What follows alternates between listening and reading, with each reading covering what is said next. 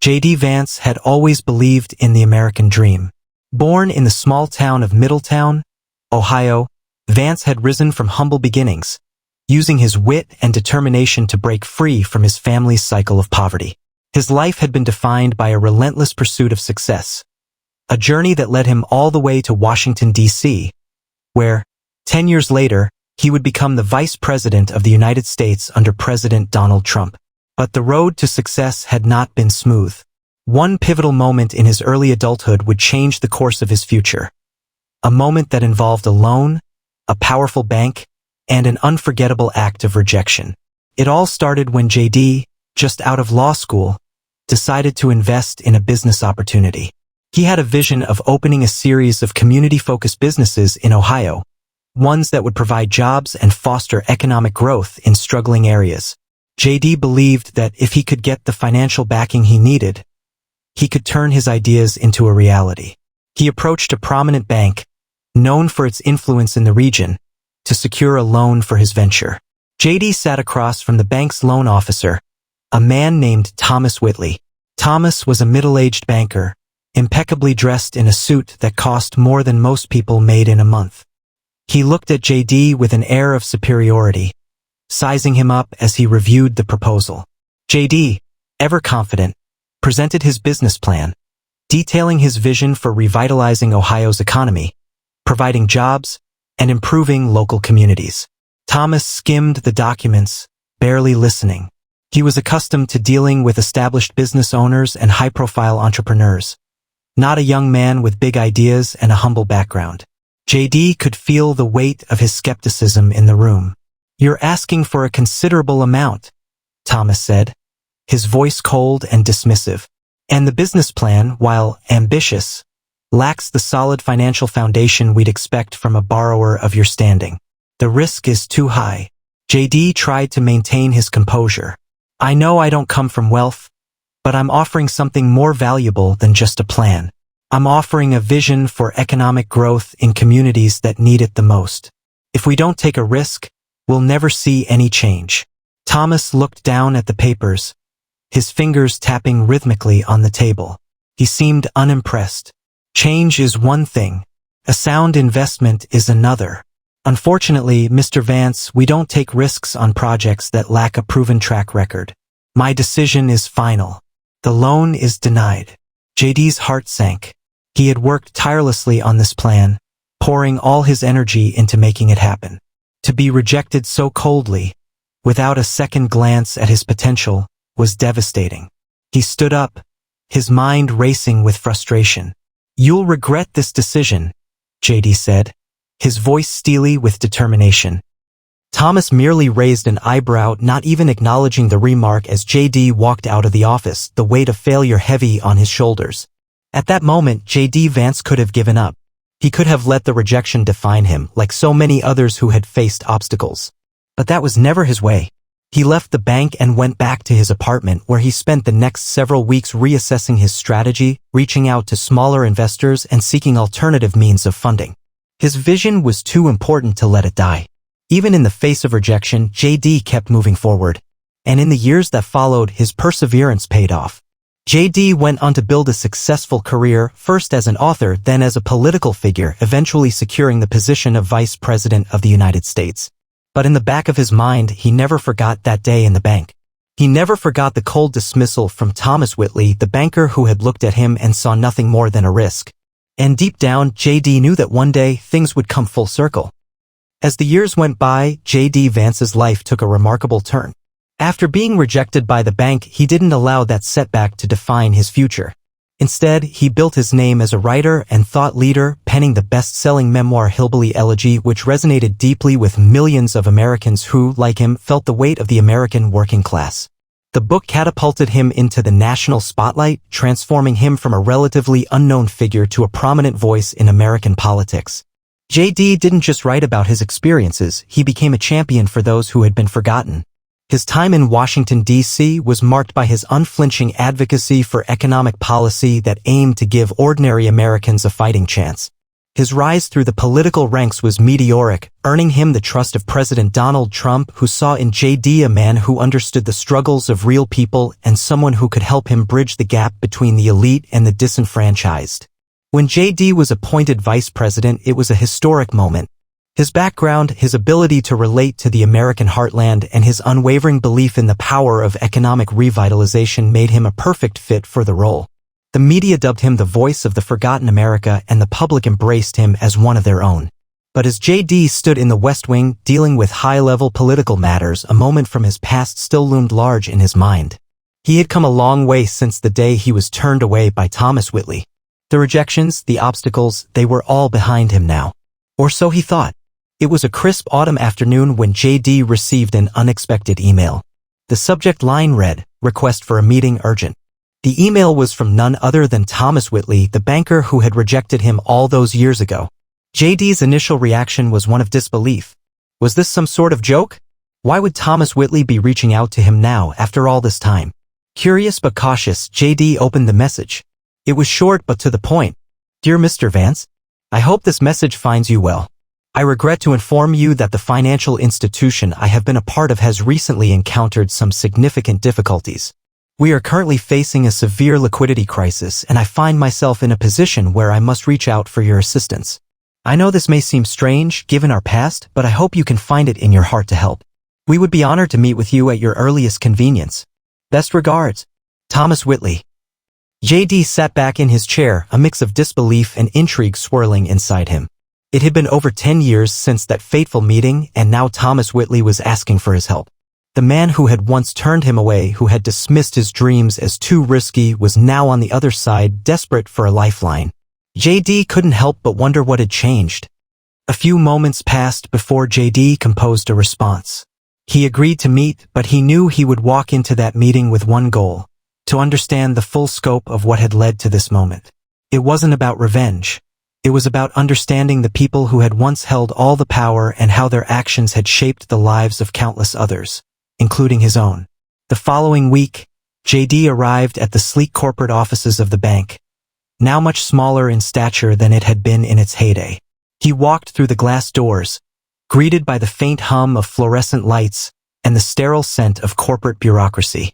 This was no longer the powerhouse it once had been. In fact, it seemed like a shadow of its former self.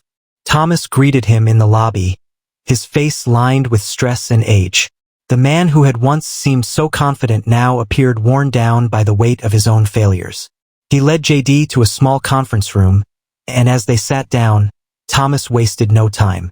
"I know you're probably wondering why I'm here," Thomas began, his voice shaky. "I've always known that we made a mistake when we turned you away. But that wasn't the real reason for my request. The truth is, I never imagined I'd find myself in this position. Asking you for help." JD leaned forward, his interest piqued. "What happened?" he asked, his voice calm but firm. Thomas looked down at the table, his hands trembling slightly. The bank had been making risky investments, ones that seemed safe at the time, but now were buried under a mountain of debt. We took too many chances with the wrong people, and now it's all falling apart. We've already been through multiple rounds of layoffs, and our investors are pulling out. We need someone with your experience and influence to help us stabilize the situation. The board is desperate. JD couldn't believe what he was hearing. The same institution that had denied him a loan years ago was now begging for his expertise. The irony was not lost on him. Yet, he understood the gravity of the situation. He had seen firsthand how the financial system could collapse under its own weight when greed and short-sightedness took over. And now Thomas Whitley, a man who had once been a part of that system, was asking for redemption. JD Vance leaned back in his chair, absorbing the gravity of what Thomas Whitley had just confessed. It was clear that the banker was broken, both personally and professionally. The man who had once exuded confidence now seemed like a shadow of the arrogant figure JD had faced years ago. The roles had shifted entirely now. JD was the one with power, influence, and the potential to help. But he couldn't help but feel a deep sense of justice welling inside him. "So, you're asking me to bail you out?" JD's voice was measured, but beneath it lay a current of anger that was hard to hide. After all the years you spent dismissing people like me after you turned down my business proposal because I didn't fit your idea of a safe bet, now you want my help? Thomas nodded, his face full of regret. I know it sounds like hypocrisy. I know I can't undo the past, but I've seen the consequences of my actions, the lives ruined, the businesses that never got off the ground because of decisions like mine. I made a mistake. I failed you and I failed many others. But I'm asking for a second chance. Not just for the bank, but for myself. Please. JD didn't immediately respond. He took a deep breath, trying to sort through the emotions that were bubbling inside him. Part of him wanted to reject Thomas outright, to tell him he deserved to face the consequences of his own choices. But another part of him understood something deeper, the reality that the system, for all its flaws, was still capable of redemption. JD had risen from nothing because he had been given a second chance. Could he extend the same courtesy to Thomas? After a long pause, JD spoke again. I'll help you. But on one condition. Thomas's eyes widened. Anything. Name it. You have to come clean, JD said, leaning forward. Not just to me, but to the public. You have to admit the role you played in the downfall of this bank and the impact it's had on so many lives. I won't be a part of saving this institution if it's going to continue operating behind a veil of deceit. You owe it to your customers, your employees, and to yourself. Thomas swallowed hard, nodding in agreement. I'll do whatever it takes. I know I've wronged so many people and I'll own up to it. You have my word. JD stood up, extending his hand to Thomas. Good. But remember this, you don't get to simply walk away from the consequences. The bank, the people, they deserve accountability. If I'm going to help you, you're going to have to face the truth. With that, the two men shook hands, the weight of the moment not lost on either of them. JD knew this wasn't just about financial recovery, this was about something far more profound. It was about justice, about holding people accountable even when they were at their lowest. The next several weeks were a blur of meetings, strategy sessions, and negotiations. JD's team worked tirelessly to figure out how to navigate the bank's precarious situation. The task at hand was no small feat. The bank's finances were in disarray and the damage to its reputation was almost beyond repair. JD knew that simply bailing them out wasn't enough. This would require a complete overhaul, a new direction, a new focus. As JD delved deeper into the workings of the bank, he began to uncover just how deep the rot ran. The bank's leadership had made risky bets on high-stakes investments, ones that had paid off for a time but were ultimately unsustainable. And behind those decisions lay Thomas Whitley, whose obsession with short-term profits had blinded him to the long-term consequences. It was a cautionary tale of greed and hubris, one that mirrored so many others in the world of finance. But JD was determined to make it right. He worked closely with financial experts and restructuring specialists, drawing on his own experiences as an investor and policymaker. Together, they devised a plan that would not only stabilize the bank's finances but also restore trust with the community. JD knew that the road ahead would be difficult. He had learned that saving a broken institution was never as simple as cutting a check. It required a change in mindset, a shift toward long-term sustainability and responsibility. Meanwhile, Thomas's public apology went viral. The bank released a statement admitting its failures and outlining its commitment to transparency and accountability. The former CEO took to social media and news outlets to express his regret, acknowledging the role he had played in the downfall of the bank and vowing to do better. It was a bold move, one that shocked many in the financial world. But JD could see that Thomas was genuine. He wasn't asking for forgiveness, he was simply owning up to his mistakes. Despite the public outcry, there was something refreshing about the honesty that was unfolding. For once, someone in the upper echelons of the financial world was admitting their wrongdoing. It was a moment of reckoning, not just for Thomas, but for the entire system. JD found himself at the center of it all, guiding the bank through the storm. It wasn't easy, and there were plenty of sleepless nights. But with each passing day, the situation began to improve. The bank's investors regained some confidence, and slowly but surely, the bank's clients began to return. It wasn't a perfect solution, but it was progress. As the months passed, the changes to the bank were evident, but the road to recovery remained steep. JD Vance had done what many thought impossible. He had helped bring the bank back from the brink of collapse. The financial restructuring was successful and the bank's operations began to stabilize. However, the real test was about to begin. The public's perception of the bank, once tarnished by years of mismanagement, was not so easily restored. The real challenge now was proving that the bank, under JD's guidance, could not only survive but thrive. The bank's leadership had been reshuffled, and Thomas Whitley, having stepped down as CEO, now served as an advisor working under JD's watchful eye. Yet, despite the public apology, the recovery process, and the months of hard work, doubts lingered. Many believed that the underlying culture of the bank had not truly changed, that it was still driven by profit at any cost. JD understood the skepticism. He knew that the recovery would not be complete until the bank could demonstrate unequivocally that it had turned a new leaf. The public, the employees, and most importantly, the customers would need to see real evidence that the mistakes of the past would not be repeated. But it wasn't just the public's perception that weighed on JD's mind. He was also dealing with mounting pressure from within the White House. The Trump administration had put its faith in JD when they brought him on as vice president, and with the election cycle fast approaching, political calculations began to play a larger role in his decision-making. The pressure to maintain a successful track record as vice president was intense, and JD's involvement with the bank was beginning to make waves on Capitol Hill. Some critics questioned why he was dedicating so much time to the financial sector when there were so many pressing issues within the administration itself. JD, however, remained steadfast in his resolve. He believed that the collapse of the bank had been a product of the kind of greed and short-sightedness that had plagued America's financial system for decades. He saw this as an opportunity to reshape the very foundation of how institutions operated, to prove that integrity and responsibility could coexist with profit. For him, this wasn't just about saving a bank, it was about setting a precedent for what could be accomplished when you combined political power with a commitment to real economic change. Despite all the political noise, JD kept his focus on the task at hand. He traveled frequently to meet with stakeholders, regulators, and community leaders. He even worked on initiatives aimed at restoring trust within the communities that had been most affected by the bank's previous failures. JD knew that for the bank to truly regain its footing, it would need to build a new relationship with the very people it had once failed. And then came the breakthrough. During one of JD's town hall meetings in a small Ohio town, a group of employees from the bank, some of whom had lost their jobs during the initial layoffs, stood up to speak. Their faces were familiar to JD, as many of them had been a part of the initial wave of restructuring. "We were hurt," one woman began, her voice trembling with emotion. "We lost our jobs. Our homes. We didn't know how we were going to make it. But Mr. Vance, you promised us a second chance. And you kept that promise. Now, the bank is reopening branches in our community. And that means a lot to us." Her words were followed by applause, and JD could feel the weight of their sincerity. It wasn't just about the bank's financial recovery. It was about restoring people's faith in the system.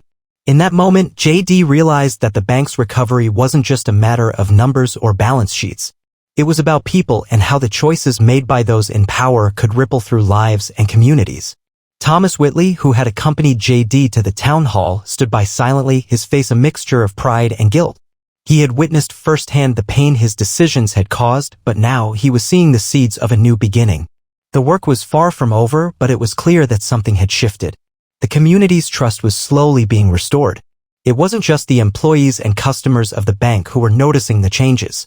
The media, which had once painted JD as a political upstart with no experience in the financial world, began to acknowledge his role in the bank's recovery. For the first time, JD was being praised for his leadership not just as vice president, but as someone who had genuinely made a difference in the financial sector. But as with all things in politics, there were those who sought to discredit JD's work. Opposition members from both parties began to scrutinize his actions more closely. They accused him of using his political position to profit off the bank's recovery, claiming that his involvement was a thinly veiled attempt at securing financial favors. These attacks stung, but JD knew that the public's perception of him would ultimately be shaped by his actions, not the voices of his critics. As the months wore on, JD's resolve only strengthened. He refused to allow the bank's future to be overshadowed by partisan attacks or accusations of self-interest. He knew that real change could not be achieved if he let those voices dictate the conversation. The country needed more than just politicians who played the game. It needed leaders who understood that true power came from building bridges, not burning them. As the year drew to a close, the bank's transformation was undeniable. What had once been a struggling institution, teetering on the edge of collapse, was now making headlines for its remarkable recovery. The very same people who had once criticized JD Vance's involvement in the bank's restructuring were now forced to acknowledge his success. Under his guidance, the bank had not only survived but had begun to flourish, returning to profitability with a new sense of purpose. The shift in public opinion was equally profound. While critics in the media still tried to undermine JD's actions, the broader public began to recognize his efforts for what they were, a genuine attempt to rebuild a broken system. JD had used his platform not just to save a bank but to advocate for systemic change. He was a leader who understood the delicate balance between financial success and corporate responsibility, and he had proven that it was possible to restore integrity without sacrificing profit. But as much as JD was pleased with the bank's progress, he couldn't ignore the personal toll it had taken. The late nights, the long meetings, and the constant pressure from both his political career and his financial endeavors had left him exhausted. Yet, there was a sense of fulfillment in the work he had done. He knew that the bank, under its new leadership, was no longer the same institution it had been a decade ago. It had become something more, something that could be proud of its legacy and its commitment to the communities it served. As JD stood in front of a crowd at a ribbon-cutting ceremony for the bank's newly rebuilt headquarters, he reflected on how far he had come. The press, once eager to dissect every decision he made, now looked to him for guidance, respecting his ability to navigate complex financial and political landscapes. He had proven his worth not just as a politician but as a leader who had turned a failure into a success. But the true measure of his success, JD believed, would not be found in the numbers on a balance sheet. It would be in the lives of those who had been impacted by the bank's recovery, the employees who had found new opportunities, the small businesses that had been able to expand thanks to renewed loans, and the customers who now had a bank they could trust. On that day, JD could feel a deep sense of satisfaction but also an underlying sense of uncertainty. What would the future hold? As the Vice President of the United States, his role was far from over, and the pressures of the political world would continue to weigh on him. But for now, in this moment, JD Vance knew that he had done something few others could have. He had helped restore an institution and, in doing so, had created a legacy that would be remembered for years to come. Thomas Whitley, now a man who had truly learned from his mistakes, was by JD's side during the ceremony. The man who had once dismissed JD as an outsider was now a humble advisor, a man redeemed by the very principles he had once scoffed at. The transformation was complete. As JD stood at the podium, addressing the crowd, he could see the pride in Thomas's eyes. It was a look of gratitude, of someone who had been given a second chance, not just by JD, but by the people whose lives he had touched. And JD realized something profound in that moment. It wasn't just about the bank. It wasn't just about politics or financial success. It was about the capacity for change, the power of redemption, not only for the individuals who sought it but for entire institutions that could, in time, be reborn. Today, JD said, his voice steady and clear, we stand at the beginning of something new. The road we've traveled has been long, and there have been obstacles along the way. But we are here because we believed in the possibility of change. And we are here because we have learned from the past. He paused, looking out over the crowd. This is more than just the reopening of a bank. It is a testament to what happens when we take responsibility for our actions, when we work together to build something better. It is proof that even in our darkest moments, there is always room for redemption. The applause that followed was deafening, but for JD, it wasn't about the accolades. It was about something deeper, the quiet satisfaction of knowing that he had done the right thing, not for political gain, but for the people who had entrusted him with their future. The applause faded, but the legacy of what had been accomplished would live on long after the cameras were turned off. As JD walked off the stage, he glanced back at Thomas. The two men shared a brief, understanding look. They had both come a long way, and neither of them would forget the lessons they had learned along the way. JD knew that this chapter of his life would be a defining moment in his career, but he also knew that the work was far from over. The world was watching, and the stakes were higher than ever. But JD was ready for whatever came next. For JD Vance, the story of the bank that had once denied him a loan, and now begged for his help, was just the beginning.